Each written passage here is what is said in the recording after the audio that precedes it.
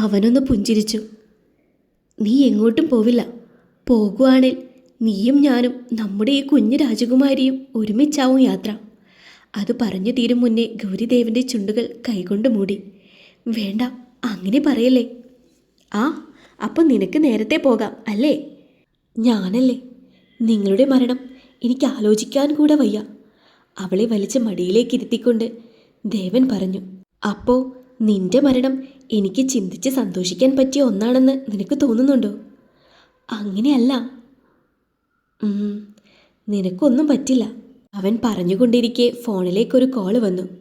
പുതിയ നമ്പറിൽ നിന്നായിരുന്നു അത്. ദേവൻ കോൾ എടുത്ത് ഫോൺ ചെവിയോട് ചേർത്തു. ഹലോ സാർ, ഞാൻ ദീക്ഷത. വിമൽ ഡോക്ടർ പറഞ്ഞു വിളിക്കുന്നതാണ്. നിങ്ങളുടെ വൈഫിൻ്റെ ഡെലിവറി ആവശ്യത്തിന് കോൺടാക്റ്റ് ചെയ്തിരുന്നില്ലേ? ഓ, പറയൂ ദീക്ഷിത. സാർ, അടുത്ത മാസം പകുതിയോടെ വിമൽ സാർ നാട്ടിലെത്തും. ഏകദേശം 3 വീക്സ് നാട്ടിലുണ്ടാകും. അപ്പോൾ ഡെലിവറി നോക്കാമെന്നാണ് ഡോക്ടർ പറയുന്നത്. ഓ, അത് പറ്റില്ല. അവൾക്ക് ഡെലിവറി സമയമായിട്ടില്ല. സാർ, മേഡത്തിന് ദിവസം പോകും തോറും ഡെലിവറി കോംപ്ലിക്കേറ്റഡ് ആയിട്ട് വരിക മാത്രമേ ഉണ്ടാകൂ. നമുക്ക് 8 മാസത്തിൽ കുഞ്ഞിനെ പുറത്തെടുക്കാം. അല്പനേരത്തെ സംഭാഷണത്തിനൊടുവിൽ പ്രസവ ഡേറ്റ് പറഞ്ഞ് ദീക്ഷിത ഫോൺ കട്ട് ചെയ്തു. ആഴ്ചകൾക്ക് ശേഷം ദേവനും ഗൗരിയും ഹോസ്പിറ്റൽ ബാഗ് എടുത്തു വെക്കുന്ന തിരക്കിലാണ്. ദേവൻ്റെ കൈകൾ ഭയത്താൽ വിറയ്ക്കുന്നുമുണ്ട്. അത് കണ്ടെന്നോണം ഗൗരി പറഞ്ഞു. വാവേ, അച്ഛൻ വിറച്ച് വിറച്ച് അഡ്മിറ്റാക്കേണ്ടി വരുമെന്നാ തോന്നുന്നേ. ഒന്നും മിണ്ടാതെ ദേവൻ ചെയ്യുന്ന ജോലിയിൽ തന്നെ മുഴുകി. ഈശ്വര, എൻ്റെ ഗൗരിക്കും കുഞ്ഞിനും ഒന്നും വരുത്തരുതേ. അവരെ കാത്തോണേ. ജീവിതത്തിൽ ആദ്യമായി ദേവൻ ഈശ്വരൻ എന്ന ശക്തിയിൽ അഭയം പ്രാപിച്ചു. കാറിൽ കയറി ഇരുന്നപ്പോൾ മുതൽ ഗൗരിയിലും ഭയം ഉളവായി. ദേവൻ അവളെ ചേർത്തിരിപ്പുണ്ട്. അവളുടെ കൈകൾ ഐസ് പോലെ തണുത്തു തുടങ്ങി. ഭയം മനസ്സിനെയും ശരീരത്തെയും കീഴ്പ്പെടുത്താൻ തുടങ്ങിയെന്ന് അവൾക്ക് മനസ്സിലായി. അത് മനസ്സിലാക്കിയെന്നോണം ദേവൻ അവളെ ചേർത്ത് പിടിച്ചു. പേടിക്കണ്ട, ഒന്നും ഉണ്ടാവില്ല. ഏയ്, എനിക്ക് പേടിയൊന്നുമില്ല. ദേവനെ സമാധാനിപ്പിക്കാൻ അവൾ പറഞ്ഞെങ്കിലും അവൾക്ക് സ്വയം സമാധാനിക്കാനായില്ല. എന്തൊക്കെ പറഞ്ഞാലും പ്രസവം എന്നത് പേടിപ്പിക്കുന്ന ഒന്നല്ലേ. പിന്നെ റിസ്ക് ആയിട്ടുള്ള പ്രസവം പറയാനുമില്ലല്ലോ. ഹോസ്പിറ്റലെത്തി. ദേവൻ്റെ കൈയും പിടിച്ച് അവൾ ഇറങ്ങി. തിരികെ പോകുവാൻ നേരം നമ്മുടെ ഈ കയ്യിൽ ഒരു കുഞ്ഞു മാലാക കൂടി ഉണ്ടാകും അല്ലേ ഗൗരി? ഉണ്ടാവും, നിറകണ്ണുകളോടെ അവൾ പറഞ്ഞു.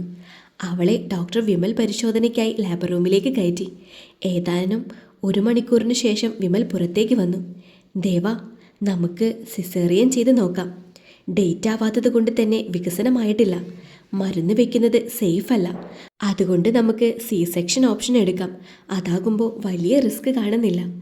ദേവന് അവളെ തിരിച്ചു കിട്ടിയാൽ മതിയെന്ന ഒറ്റ കണ്ടീഷൻ മാത്രമേ ഡോക്ടറിന് നേരെ വെച്ചിരുന്നുള്ളൂ. ഡോക്ടർ, എനിക്കൊന്ന് കാണണം അവളെ. ഡോക്ടർ സമ്മതം നൽകി. ദേവൻ കയറി കണ്ടപ്പോൾ അവളാകെ ഭയന്നിരിക്കുകയാണെന്ന് അവന് മനസ്സിലായി. എന്താടാ? അവൻ ചോദിച്ചു. PV നോക്കി ദേവ, നല്ല വേദന. അവൾ കൈകൾ ബെഡിലമർത്തിക്കൊണ്ട് പറഞ്ഞു. സാരല്ല, എല്ലാം ശരിയാവും. അവൾ കരഞ്ഞുകൊണ്ട് ദേവൻ്റെ നെഞ്ചോട് ചേർന്നു. ഞാൻ മരിക്കോ ദേവ? എനിക്ക് എൻ്റെ കുഞ്ഞിനെ കാണണം, പാല് കൊടുക്കണം, കളിപ്പിക്കണം. അവളിലെ ഭയം ഒരു കടലായി ഇരമ്പുന്നത് ദേവന് കാണാൻ പറ്റുന്നുണ്ടായിരുന്നു. അവളെ നെഞ്ചോട് ചേർത്തുകൊണ്ട് ദേവൻ പറഞ്ഞു. നിനക്കൊന്നും സംഭവിക്കില്ല. നമ്മുടെ കുഞ്ഞിനെയും എൻ്റെയും കൂടെ നീ ഒരുപാട് കാലം ജീവിക്കും. അവൾക്ക് ആ വാക്കുകളൊന്നും ആശ്വാസം നൽകുന്നതായിരുന്നില്ല. ഇപ്പോൾ വേദന കുറവുണ്ടോ? അവൻ ചോദിച്ചു. മരുന്ന് വെച്ചിരിക്കുകയാണ് വേദന വരാൻ.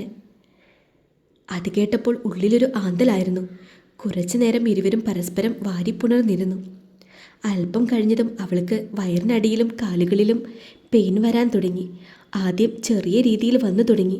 അതവൾ ദേവനെ അറിയിച്ചിരുന്നില്ല. പിന്നീട് വേദന കൂടിയും കുറഞ്ഞും വരാൻ തുടങ്ങി. അവളിൽ നിന്നും ചെറിയ ഞരക്കങ്ങൾ ഉയർന്നപ്പോഴാണ് ദേവനിൽ കൂടുതൽ ഭയം ഉളവായത്. ഗൗരി, അവനൊന്ന് വിളിച്ചു. ദേവ, എനിക്ക് വേദന വരുന്നുണ്ട്. പേടിക്കണ്ട, ഞാൻ ഡോക്ടറെ വിളിച്ചിട്ട് വരാം. ഡോക്ടർ വന്ന് ഗൗരിയെ നോക്കി ശേഷം പറഞ്ഞു. പെയിനുണ്ട്, പക്ഷേ വികസനമായിട്ടില്ല. ഞാൻ നേരത്തെ പറഞ്ഞതുപോലെ സി സെക്ഷൻ ചെയ്യാൻ നോക്കാം. അതാകുമ്പോൾ റിസ്ക്കും കുറയും. പിന്നീട് അധികം വൈകിയില്ല. ഗൗരിയെ ഓപ്പറേഷൻ തിയേറ്ററിലേക്ക് മാറ്റി. ദേവനോട് ഒരുപാട് തവണ അവളുടെ കൂടെ നിൽക്കാൻ ആവശ്യപ്പെട്ടെങ്കിലും അവളുടെ ശരീരം കീറി മുറിക്കുന്നത് പോയിട്ട് ഒരു സൂചി കുത്തുന്നത് പോലും അവന് കാണാൻ കെൽപ്പുണ്ടായിരുന്നില്ല. ടെൻഷൻ അടിച്ച് ഓപ്പറേഷൻ തിയേറ്ററിന് വെളിയിലൂടെ നടക്കുന്ന ദേവന് നേരെ അലറിക്കൊണ്ട് ഒരു പെൺശബ്ദം മുഴങ്ങി. ഡാ, നിന്നോട് പറഞ്ഞതല്ലേ എൻ്റെ മോളുടെ കൺവെട്ടത്ത് പോലും നിന്നെ കണ്ടുപോകരുതെന്ന്. നന്ദിനിയായിരുന്നു അത്. അവന് നേരെ ചീറിക്കൊണ്ട് വന്ന നന്ദിനി അവൻ്റെ ഷോൾഡറിൽ പിടിച്ചുകൊണ്ട് അലറി, മതിയായില്ലേടാ നിനക്കെൻ്റെ കുഞ്ഞിനെ ദ്രോഹിച്ചിട്ട്? ഇനിയും എന്തിനാടാ ഒരു കാലനെ പോലെ അവളെ പിന്തുടരുന്നത്? ഗൗരിയുടെ അമ്മയായതുകൊണ്ട് മാത്രം നിങ്ങളെ ഞാൻ വെറുതെ വിടുകയാണ്. ദേവൻ നന്ദിനിയുടെ കൈകളെ അവൻ്റെ വസ്ത്രത്തിൽ നിന്നും തട്ടിയെറിഞ്ഞുകൊണ്ട് പറഞ്ഞു. സംസാരിക്കാൻ വല്ലതുമുണ്ടേൽ പിന്നെ, ഇപ്പോൾ വേണ്ട. അവൻ അത്രയും പറഞ്ഞുകൊണ്ട് ഒരു ഭാഗത്തേക്കിരുന്നു. നന്ദിനി വിട്ടുകൊടുക്കാൻ തയ്യാറായിരുന്നില്ല. വീണ്ടും അവന് നേരെ ചീറിക്കൊണ്ട് വന്നു. പിന്നീട് നന്ദിനിയുടെ കരണം പുകച്ചുള്ള അടിയായിരുന്നു അവിടം മുഴുവൻ മുഴങ്ങിക്കേട്ടത്.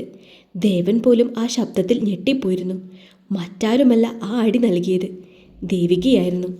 മതിയടി നിന്റെ അഭിനയം, ദേവിക നന്ദിനിക്ക് നേരെ ആക്രോശിച്ചു പറഞ്ഞു. തലയ്ക്കുള്ളിൽ കൂടുകൂട്ടിയ കിളികളെല്ലാം പറന്നു പോയതുപോലെയായിരുന്നു നന്ദിനിയുടെ തലയിൽ. പെട്ടെന്നാണ് ഡോക്ടർമാർ ഓപ്പറേഷൻ തിയേറ്ററിനകത്തേക്ക് ഓടിപ്പോകുന്നത് എല്ലാവരും കണ്ടത്. കാര്യം എന്തെന്നറിയാതെ ദേവനും ദേവികയും ഭയത്താൽ വിറയൽ കൊണ്ടു. മകൾക്ക് എന്തോ സംഭവിക്കുന്നുണ്ടെന്നറിഞ്ഞപ്പോൾ നന്ദിനിയിൽ വല്ലാത്ത വേദനയും. കാര്യങ്ങളൊന്നും നന്ദിനി ഇതുവരെ അറിഞ്ഞിട്ടില്ല. ഒരു നേഴ്സ് പുറത്തേക്ക് വന്നതും ദേവൻ തിരക്കി, ഗൗരിക്കെന്താ? സാർ അത്. അത്രയും പറഞ്ഞുകൊണ്ട് ആ നേഴ്സ് മെയിൻ സ്റ്റാഫ് റൂമിലേക്ക് ഓടി. എന്താ ദേവ, എന്താ എൻ്റെ മോൾക്ക്? നന്ദിനിയിലെ അമ്മമനം ഭയത്താൽ വിളറി.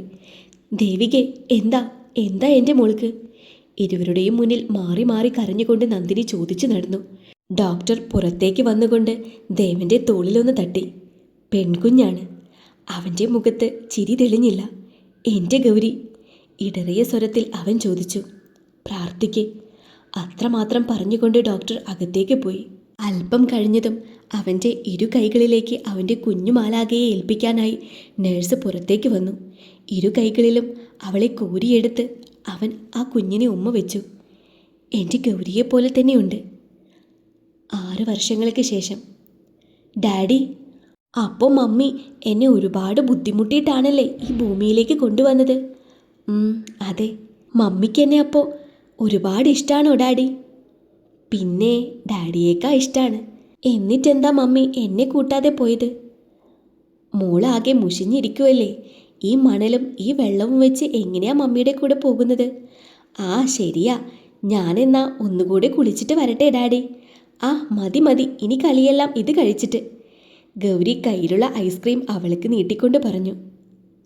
മമ്മി എന്നെ ഒരുപാട് ബുദ്ധിമുട്ടിയിട്ടാണല്ലേ പ്രസവിച്ചത്? ദേവൂട്ടി ഗൗരിയെ കെട്ടിപ്പിടിച്ചുകൊണ്ട് ചോദിച്ചു. അവളുടെ കവളിൽ ഒരു ഉമ്മ കൊടുത്തുകൊണ്ട് ഗൗരി പറഞ്ഞു. ഏയ്, എന്ത് ബുദ്ധിമുട്ട്? ഡാഡി ചുമ്മാ പറയുവാ. ആണോ ഡാഡി? ദേവൻ ഗൗരിയെ കോർപ്പിച്ചൊന്ന് നോക്കി. അല്ല മോളെ, നിന്നെ മമ്മി ഒരു ബുദ്ധിമുട്ടും കൂടാതെയാണ് ഈ ലോകത്തേക്ക് കൊണ്ടുവന്നത്. അതുകൊണ്ട് മോൾക്കൊരു അനിയൻകുട്ടനെ തരാൻ അമ്മയോട് പറ. ദേവാ. അവളുടെ വിളി കേട്ട് ദേവൻ ചിരിയോടെ ഇരുവരെയും ചേർത്ത് പിടിച്ചു. മുഹസിന നസ്രിൻ എഴുതിയ കോൺട്രാക്റ്റ് വൈഫ് എന്ന കഥ ഇവിടെ അവസാനിക്കുകയാണ്. ഇതുവരെ തന്ന സപ്പോർട്ടിന് ഒരുപാട് നന്ദി. തുടർന്നും നിങ്ങളുടെ സപ്പോർട്ട് ഉണ്ടാവണമെന്ന് ആഗ്രഹിക്കുന്നു. സ്നേഹത്തോടെ നിങ്ങളുടെ സ്വന്തം ജെംസി.